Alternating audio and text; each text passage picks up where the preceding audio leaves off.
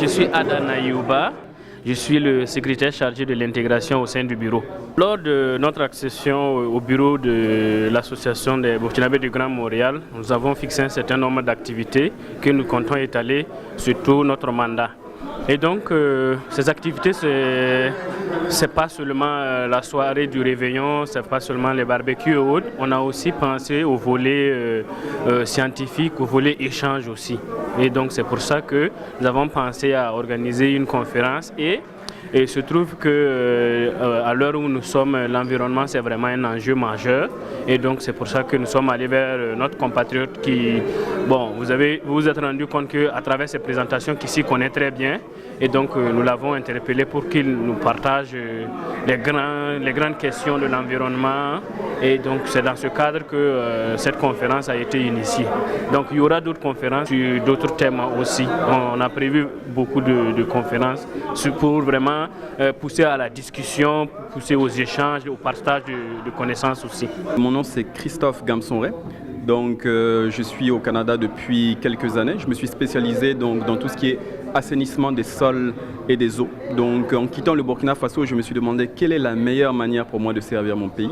Et je pense qu'une des manières d'y répondre, c'est de participer finalement à l'atténuation environnementale et puis à la décontamination des sites, parce que c'est la base du développement économique et de la chimie verte, l'économie verte. Je pense que ce sont les principaux challenges et les principales voies que le pays devra prendre pour se distinguer de la sous-région et pour participer à l'essor des technologies alternatives en question d'environnement.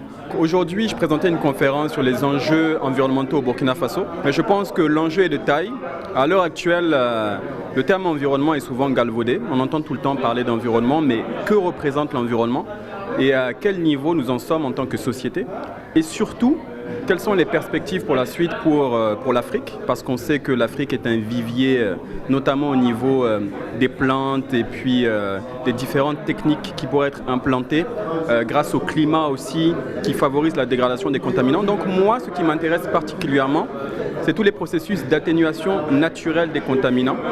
Donc en utilisant le biotope en place, des intrants et des végétaux en place, des bactéries, des champignons, et qui peuvent permettre d'atteindre une mitigation de la charge polluante et finalement de décontaminer des sites à faible coût et réussir à assainir en fait l'environnement. Donc c'est sur ces thématiques que je travaille. La conférence a été vraiment fructueuse parce qu'elle m'a permis aussi de voir les différents angles d'approche par rapport à la thématique environnementale. Pas seulement l'approche scientifique, mais également toutes les implications au niveau politique, social, au niveau de la réglementation. Et je pense que c'est le ton est donné peut-être pour faire un groupe qui va permettre par la suite d'appuyer les initiatives et les démarches qui vont dans le sens d'un Burkina plus vert dans les années à venir. On le sait que le Burkina Faso a vécu un boom minier dans les années 90 à 2000. Donc effectivement, ça a généré énormément de bénéfices au niveau financier. Mais malheureusement, il y a eu beaucoup de dégâts environnementaux qui ont été causés. Donc au jour d'aujourd'hui, vous avez l'orpaillage traditionnel, artisanal, qui continue de générer encore de nombreux morts et de nombreuses perturbations de l'environnement, notamment par le relargage de cyanure et de mercure. Vous avez également les pratiques agricoles qui ont perturbé finalement le biotope en place parce qu'on a utilisé énormément de pesticides, d'insecticides, notamment avec l'utilisation du coton transgénique. Et donc le passif environnemental est lourd. Je mettais également l'emphase sur la relation entre la santé et finalement la gestion des déchets.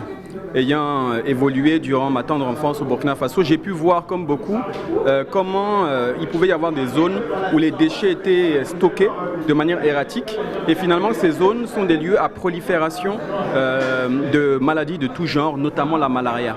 Donc finalement, agir sur le passif environnemental, agir sur les problématiques environnementales, c'est agir également sur la santé de la population. Et le Burkina en a grandement besoin. Surtout avec la transition actuellement, je pense que le Burkina a besoin de tous ces hommes et de toutes ces femmes en santé pour pouvoir voir fleurir un Burkina nouveau. La politique environnementale est de mise. Il va falloir que les politiciens s'investissent davantage parce que comme je l'ai mentionné lors de ma conférence, il y a un flou total au niveau des statistiques environnementales au Burkina Faso, le nombre de terrains contaminés, la qualité de la contamination, la charge polluante, etc. Il y a des textes réglementaires qui existent, il y a un code environnemental au Burkina Faso qui a été révisé en 2013. Malheureusement, le code est encore très flou et très peu appliqué. Je pense et j'ai l'espoir que le gouvernement de transition prendra l'ampleur du challenge qui les attend par rapport à cette question environnementale. Et il faut qu'ils sachent aussi que nous sommes une diaspora active qui avons quitté notre patrie en essayant de se former à l'étranger, et nous sommes aussi des ressources dont le gouvernement pourrait disposer pour faire aller de l'avant les questions environnementales. Je pense qu'au jour d'aujourd'hui, la question environnementale est une question incontournable. Il va falloir que le gouvernement s'y attelle.